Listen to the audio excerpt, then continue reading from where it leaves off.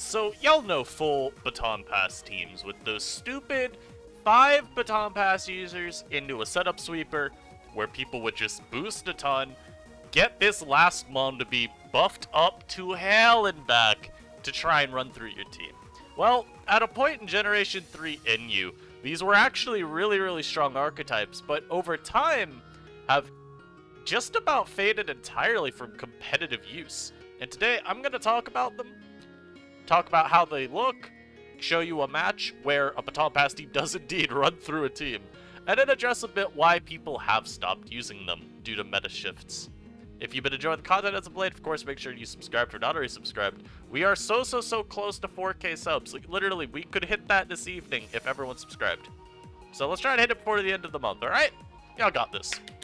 Let's go. So, to first talk about Baton Pass, we need to actually look at Baton Pass. And I've got the most common variant of it in my builder here, while also showing another variant that really just replaces two Pokemon that there technically is an argument that you could use the other for. So, every Baton Pass team will lead off with Venomoth. You are a very fast Pokemon. Base 90 speed is very strong for ADV NU standards. You're only really going to be worried about mons like Pikachu, the Pokemon at the base 95 spot, and then the fastest mon on the tier being Raticate. Otherwise, you sleep everything that you're being led with. You're also bulky enough with like max HP investment to where you're not worried. You get your substitute up, and then you can easily Baton Pass into the next mod, which is usually going to be Ledian or Mawile. Of course, either of these have the argument, because Mawile is a great physical wall, and you have both Intimidate and Iron Defense to amplify your matchup against a physical attacker, whereas Ledian is a very good special wall with a light screen to make sure any special attacker, yeah, they ain't doing nothing to you. Also, of course, supporting your whole team, particularly Mawile if you want to pass to it next, while giving your team the speed boosting that it will desire. Now, Delcatty is here because your Baton Pass recipient on these full chains is almost always going to be a special attacker. There's like one exception, and even then that exception is a mixed attacker. Although they usually do run more physically biased. But I'm not going to talk about that mon because it sucks. I'll give it a brief mention and I will disregard it for the rest of the video. But Delcatty's got this as its common set. You're just the Calm Mind Passer. Wish here is just a filler move. You either run Wish or you run like Thunderbolt or some other special attack. It really is up to preference entirely though. We talked about Mawile earlier. It is here only if you think you need the physical defense passing. A lot of the time what you'll see people do though is try and not have to go Mawile, because it's a lot easier to get the chain to successfully work if you're only going through 2 stat boosting phases instead of throwing a third in there. And then the last 2 slots are basically who you're trying to win the game with. Plusle, of course, has Bolt Beam. It's one of the fastest ones in the tier, as we talked about earlier, the base 95 spot. Only is rivaled by Raticate and other base 95s. It's quite strong as well. Again, base 85. It doesn't sound like a good number, but for this tier, especially when you take into account that you're getting Calm Mind passes, especially taking into account that you've got the best coverage ever conceived outside of maybe Edgequake. Yeah, it's a very solid Pokemon. And you've got really like one option here. You could run like Pataya Berry. Pataya Berry is kind of just an option if you want Plusle. One, to also take on a bit of a Baton Pass role, because you still see we have Sub Pass. Like, you can go with that. And Pataya Berry also lets you pass maybe a special attack boost. You could even try Agility on Plusle. We've seen people run that on Plusle before as the team's form of speed. While also still letting, like, you drop HP Ice. And then you still have Mono Thunderbolt, where you could have Plusle be the cleanup crew late game. The star of the show is Octillery, and there's many reasons for this. One, first of all, look at this thing's coverage. Surf, Ice Beam, HP Electric? Immaculate. And you don't even need to run Ice Beam. You can go like Flamethrower instead. Either one works very well. I'm just using Ice Beam here to showcase really the replay. But also, Ice Beam gives you probably the best overall coverage. You miss out on Shedinja, but that mon isn't real. Nobody runs Shedinja. Why? Because it sucks in a tier where there's no boots, there's no focus sash, and spikes are everywhere. Really, that's all there is to say about Shedinja.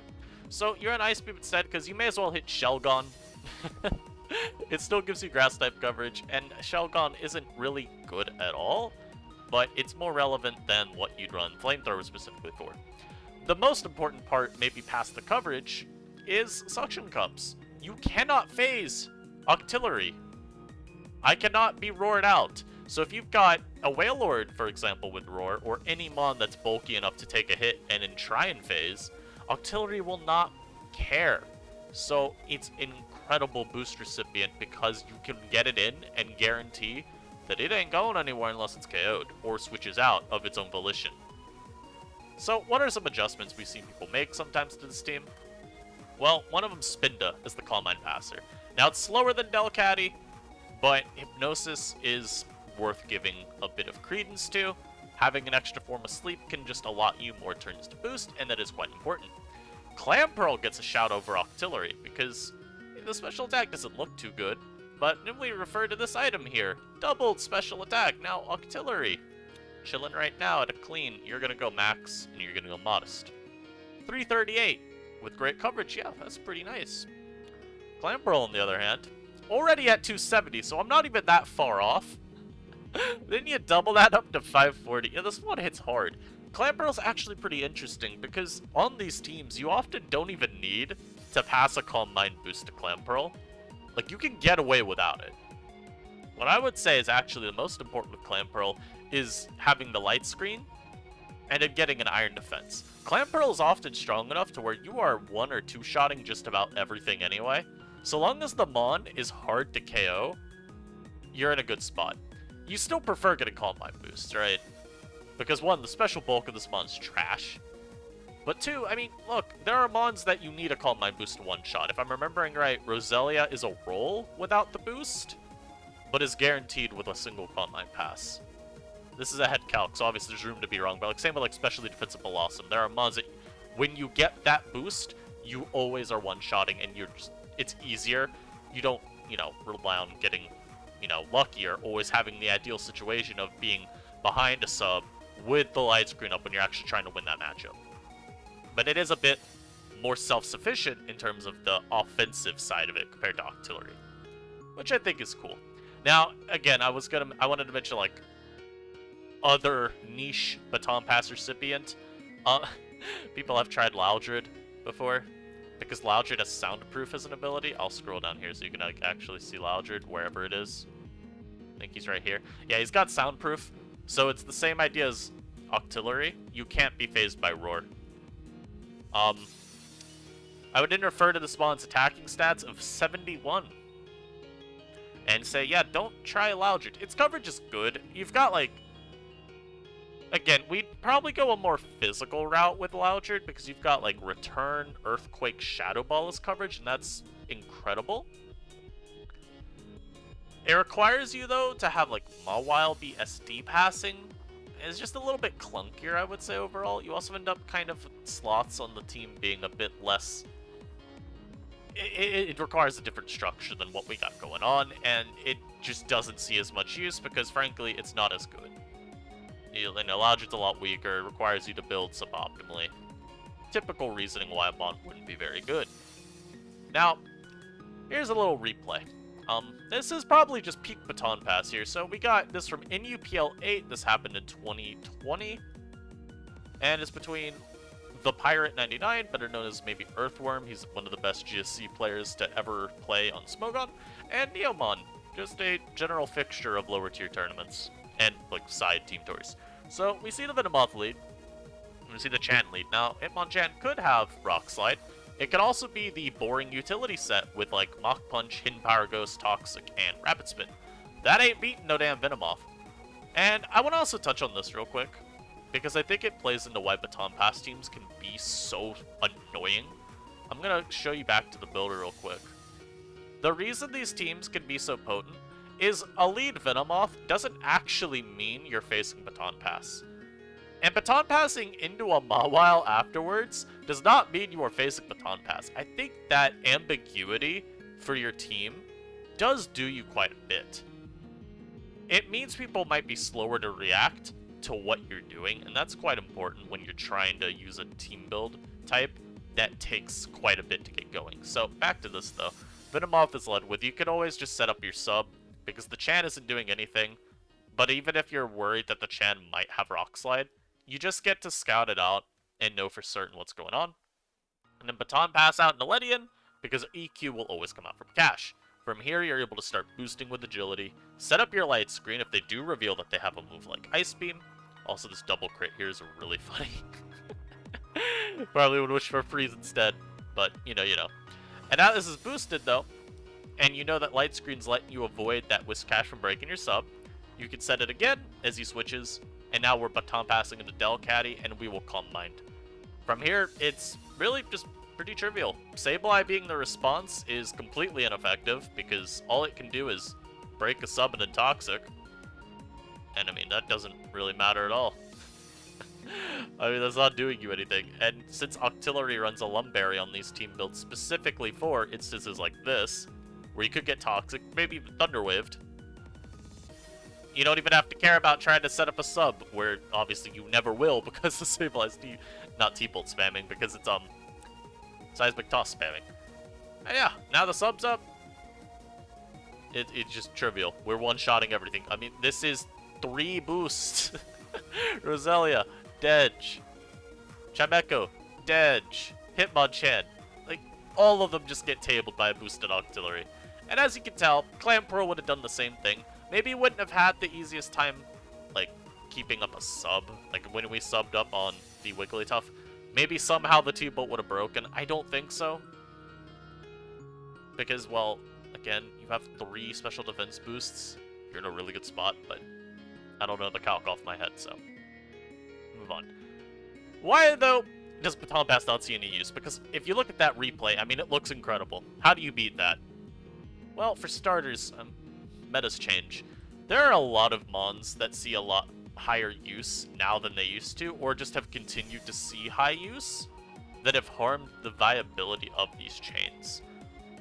One Pokemon that has risen to the very top of the metagame is Glaly, and while this set itself here isn't very common, I think it does do a good job of showing one of the worst case scenarios from turn 1 that you could see, because Glaly with Lumberry has always kind of existed to help versus Baton Pass.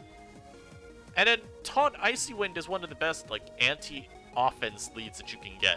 The idea of this specific Glaly set is to beat the mirror matchup, or maybe not beat, but ensure that at worst you set the same amount of spikes as your opponent.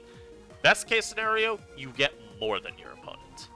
So how it works is you'll Icy Wind opposing Glaly turn 1, and if they've got Taunt, well, obviously now you're faster. So if they try to spike up, you know, they'll get 1 layer and the Taunt wear off, because this move is kind of bad in this gen, admittedly. It's for 2 turns, and it counts the turn that it's used on. So, not the greatest. And in the matchup against Venomoth, how it works is, yes, you're slower, but if they go for Sleep Powder turn 1, you immediately get your Lumberry activated, you can Icy Wind, and now you're faster. So, I taunt you the next turn, now you can't Sleep Powder me, and now I spike up for free if I need to, I can boom whenever I want. And additionally, that can actually be, like, truly detrimental for Venomoth if they're running a no-attack set at all. Remember, in the team builder, I did show you Sludge Bomb. They can run Stun Spore here if they want. Which is, yeah, you're at the taunt, doomed. But this is, like, the worst case scenario. The general concept I want to get across over here is just Explosion and any other boom move, as we call it. So, like, Matang. Very common Mon, very commonly has Explosion. This move's very just annoying to deal with because of how it works in Gen 3 specifically. It ends the turn immediately. So if I explode for, you know, whatever reason, and your Mon's slower than what I have out, you don't get to act. And also, this whole mechanic of having the target's defense when you do damage, it applies to self-destruct, as you see here too. It means that the boosts aren't as effective as well. So if I have passed an Iron Defense or something into my Del Caddy and I'm trying to boost up with Calm Mind, and something goes for Explosion versus me, I basically don't have the Iron Defense boost. Because, you know, having the defense stat will cancel out the doubling that an Iron Defense would do. So this is also problematic just for that reason. Haunter, of course, being another very common Pokemon. Haunter is very problematic in specific, though, because of its speed. Like we mentioned earlier, 95 base speed is just very hard to contest with consistently, given how many Pokemon are just slower. So having a mon that's this fast, it could potentially always boom versus your chain if you haven't gotten to the point where you've agility'd up yet. That sucks. I mean, it just sucks. And maybe one of the other things that's a bit more dire too is Destiny Bond. It's a bit more niche if you're talking about Baton Pass specifically, but it's not like it's inconceivable that you maybe you wouldn't be able to get the speed boost to your Octillery, right? And then the Haunter goes for Destiny Bond. Even if you've got a sub up, you're getting KO'd if you take out a Destiny Bond mon. And I'll throw the mention of it here too. Taunt Haunter is technically something you can see, but it's as a lead. So it's like really bad when you face it. I'm getting a little lost there. But what I'm trying to say here is it's very niche, so it's not something common at all. But when you do see it, it is going to be as a lead, and it can shut down the entire chain turn 1. I don't even need to talk about Haze with Haunter. I'll talk about it a little later because there's one mon that can run Haze. It's because you've got like no other moves. This is like in tandem with this Glaly here, which I do want to say Venomoth can outplay. Venomoth's substitute is not broken by Icy Wind Glaly unless it's like fully specially offensive. So Venomoth will sub up, be faster, get hit by Icy Wind, and the sub stays. And then you have some extra turns to mess around, maybe trying to put Glaly to sleep successfully. Or just Baton passing out into something else that's not at risk of, getting beat down by the Glaly's Icy Winds. So this means of taunting, a lot easier to get to go your way. Matang we already talked about, it's literally just the idea of boom. Same with Torkoal. Torkoal's got like a bit of extra going on here too though, because if we look back at this team, fire types kind of beat you down. You've got 3 mons weak to fire, and your resist is the mon you're trying to set up with, or not set up with specifically, but get set up and win with. So fire types in general, lead fire types can be really problematic. Torkoal being one of them. You don't really ever run Lumberry is the thing, but one mon that I didn't actually put in here that I should mention real quick is Flareon. Flareon as a lead can very easily run Lumberry, or specifically for the Venomoth matchup, Chestoberry. So you'll see maybe a set like this, where you go Fire Blast and Power, we'll say Electric here, and then Rest, and then maybe like Toxic could be the last. This is like something you could feasibly run into as a lead. And Baton Pass kinda just gets folded like a lawn chair by this, because what the hell's my counterplay? Everything's 2-shot, or 1-shot. It is kind of an auto-lose matchup. And Flareon as a lead right now is incredibly common. So common that sometimes people will run a Diglett lead, specifically so they don't get pushed back by this. It can be really hard to beat. And then, out of the Boom Mons, the last one I'll mention is Wailord, because you have Roar. And you might be wondering why Roar is actually all that important, because I talked about earlier, well, Octillery's got Suction Cups, so you can't even phase it. Roar is key because it means you disrupt the chain before it's completed. If I go hard Wailord versus your Mawile as it is Iron Defensing, and I force you to Baton Pass into that Octillery now before it has Calm Mind Boost, for example, well, now the Octillery ain't doing much. It's still a strong Pokemon, and having defense boosts is always useful. But if you don't have the special attack boosts, or the special defense boosts, you're so much tamer. You're probably slower too if you don't have the agility. It becomes not a threat. At least not one that's going to just win the game on the spot. So it's just another way of containing the whole archetype as a whole. And yeah, I mean, Roar Wailord, not an uncommon mon. Then our next 2 mons are a little less common than they used to be in their heyday, but still see a good amount of use. Shoutouts to Encore users. Cacturn and Dugong are the 2 most common users of the move. And Encore locking into a setup move, yeah, that's very obvious why that's bad. They will Encore you into your move. They might be faster as well. Cacturn with Encore and Dugong with Encore both do like to run a good amount of speed. And if we look back at the chain mons, a lot of them are pretty slow. Like, I don't have the, a lot of these will still run Speed Invest because you want to be as fast as possible. but you can't always guarantee maybe that you'll be running speed, because you might also want bulk. I mean, something like Delcatty especially benefits from the extra bulk, because we see these stats and you're like, wow, I suck. But Dugong's pretty fast to where, even if you got speed investment, Dugong could be faster. 70 speed's fine. You could creep for a lot of things with Dugong if you want to Encore as much as you can. Cacturn doesn't have it as easy, but a lot of these Encore Cacturns are often sent out very early in the battle, because the whole point of Encore is to disrupt early lead stuff.